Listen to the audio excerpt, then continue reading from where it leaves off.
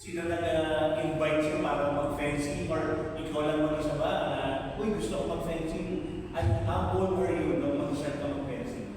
Nag-start po ako ng mga 4 or 5 years old po. And dati po kasi, pinupuntan po lagi namin yung bahay po ng nanay ng coach ko po, which is Coach Christian, Coach Aman.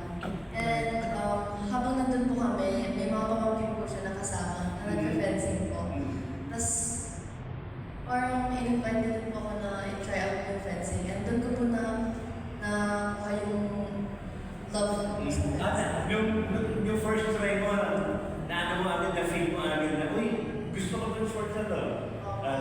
Nagustuhan ko po talaga yung fencing. So, na-intrigue ka. Ano yung nagbibigay sa'yo ng excitement or mentally, bakit gusto mo ang fencing? Kasi ako, during my time, tsaka yung ibang mga atleta natin na nakakausap din namin, kahit na patulog ka na no? Nag-iisip na, bukas ganito gagawin ko, ganitong gagawin ko, ganito ititira ko, ganito yung score ko. On your own experience, ganito ka rin, bago matulog, bukas, may competition ako, kailangan ganito. Parang may competition po ako the next day, nahihirapan po ako matulog. Kasi kung na-excite po ako ng sobra, kinakabahan din po ako. And pag during competition po,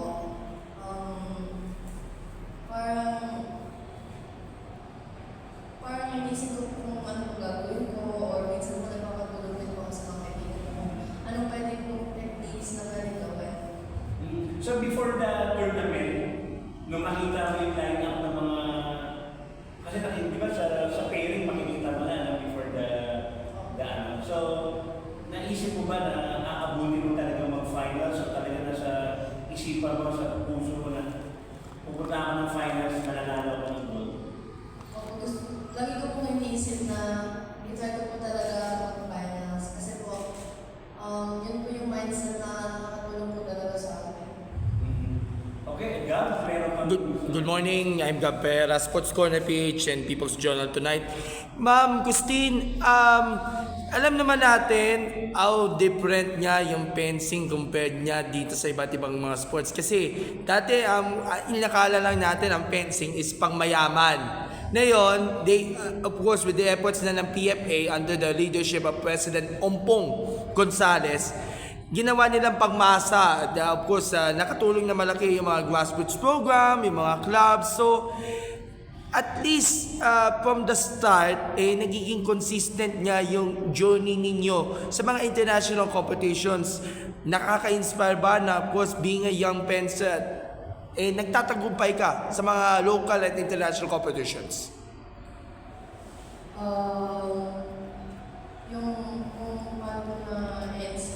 Paano na-inspire nga, of course, makita yung mga bata under the grassroots, yung mga iba't from different clubs, na sabihin nila, ikaw yung sisilbing inspirasyon. Ano yung feeling yun na parang ikaw may inspirasyon ng mga bata? Grateful po talaga ako na at parang nagiging proud po ako parang yung reason po na magkakaya po sila ng fencing or yung inspiration po nila ay ako. Kasi po dati din po nung yung mga ates and kuyas ko sa club ko, na-inspire din po ako sa kanila kasi po right now, nagkakumpita po sila internationally and nasa national team na din po sila. At nung isa din si Ate Sam ka namin po nagkakumpita din po sa Olympics and yun po talaga yung nakamotivate po sa akin na i-try yung best ko.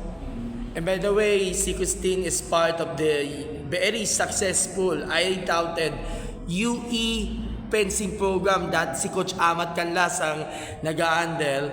Pero ngayon, ang daming mga taga-UE na nananalo sa iba't ibang competitions. In fact, we have also guested them sa PSA kaapon. One of them is Willa Galvez. Nananalo rin ng bronze in foil. Nakausap natin siya. And of course, nakita naman natin kung paano ina-handle ng mabuti yung ng UE ang inyong mga fencers. So, tell us why yung tulong ninyo ng UE para sa inyo na of course makapag-compete kayo sa international circuit. How will the University of the East help ng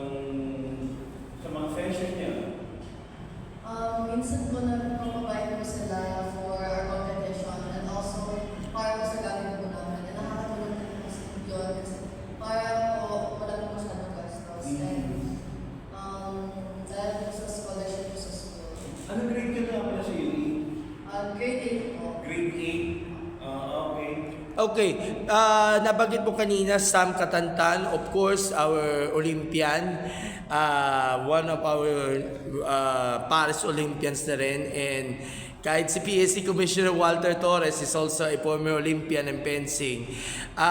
Did you see nga pala sina Sam o di kaya yung mga senior sa national team, and even sa mga nauna pa, like si Com Walter Torres, as a role model, parang nagsisilbing inspiration or parang role model na rin na nag-ubog sa inyo, sa inyong pagkabata para maging mausay pang yung training sa international competitions.